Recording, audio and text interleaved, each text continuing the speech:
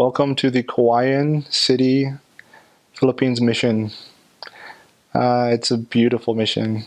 Um, Now, if you're new, especially as you go out into the field, it's very common to be discouraged with your capabilities with the language.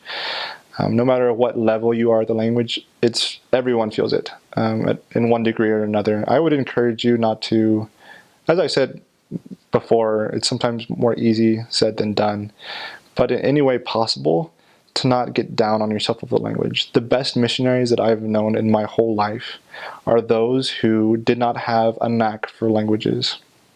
That doesn't mean that they weren't able to express themselves. They just weren't the most eloquent in the language that they were supposed to learn.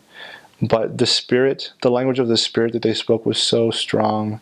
It'd bring you to your knees. It'd bring grown men down and just crying. And it's really beautiful to see those experiences to where, the language is important. And I encourage you with all the strength of my being to learn the language and not to give up on it, but to also be patient with yourself and with God and realize that you're not there to learn a language, you're there to serve others by helping them to feel the Spirit. The second thing I would say is that on the mission, it's living every day in a spiritual sense is amazing and a blessed opportunity. Some people, I would say, take that to a level that wasn't intended. And I mean that they live absolutely by the letter of the gospel law. And that's not bad. They are obedient. But obedience without understanding, obedience without love, and I guess you'd say obedience just because you're told to do it is sufficient. But I would encourage you to be more than that. Obey because you want to. Obey because you love it. You love God. Obey because you want to be the best missionary that you can. And in that way, not only live the letter of the law, but live by the spirit of the law. Understand that people are people and that everyone needs to grow, even yourself. It took me a while to understand that there needs to be a balance between living the letter and the spirit of the law. Now, never get wrapped up in something that you'll regret later on in your mission. Try to do the best you can every day, but also realize that you are a person and that you are on a progressive path. And you will hit certain points in your mission that will be difficult, but the dividends, the results of your mission will be infinite. Don't ever consider going back home. And I don't say that as a, drill sergeant kind of thing. I say that as a person who finished the mission, who started out pretty weak, and I never considered going home.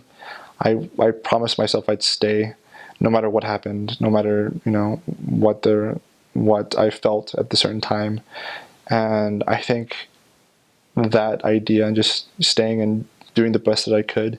In the end, I am so better for it. I'm a better priesthood holder. I'm a better son of God.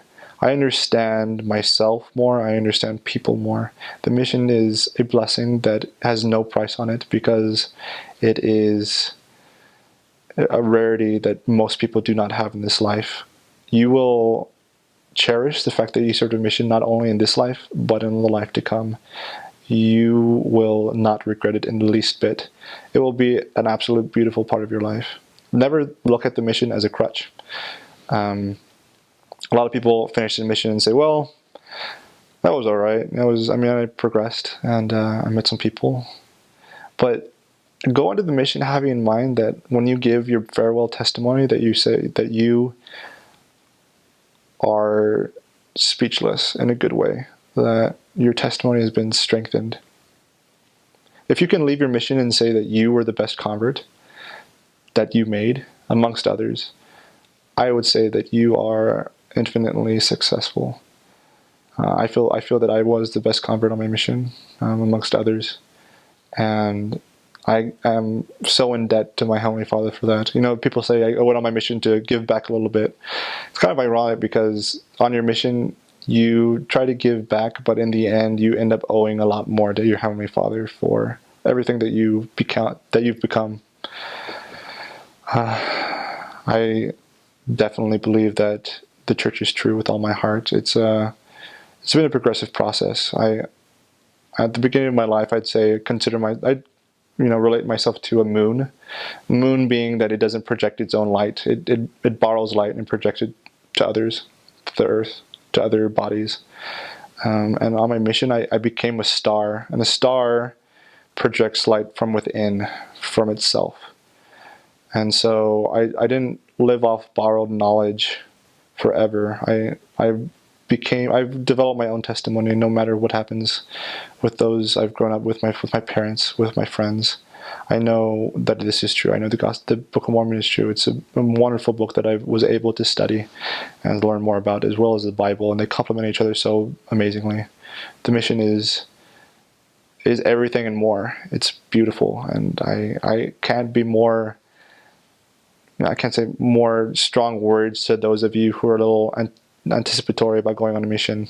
It's normal. Don't think that you're weird about being sitting on the fence about serving a mission. It's definitely a decision to make, but make sure it's your decision. Make sure that it's something that you definitely do. I can't express, and right now you might not be able to understand how much you can change for the better on your mission, but it's really truly a miracle in of itself. I love the Philippines with all my heart. It held 2 years of my life. I wouldn't give up any time of those 2 years for anything. Best 2 years of my life thus far. The most challenging 2 years of my life, but it was so great.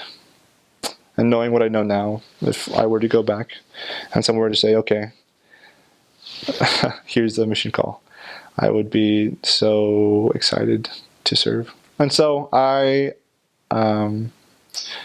encourage you to have the best time you can on your mission. Do your best. Make it so you don't have any regrets. Learn as much as you can about the atonement, and learn to love. And I wish you good luck. Have a great time, because you will have a great time.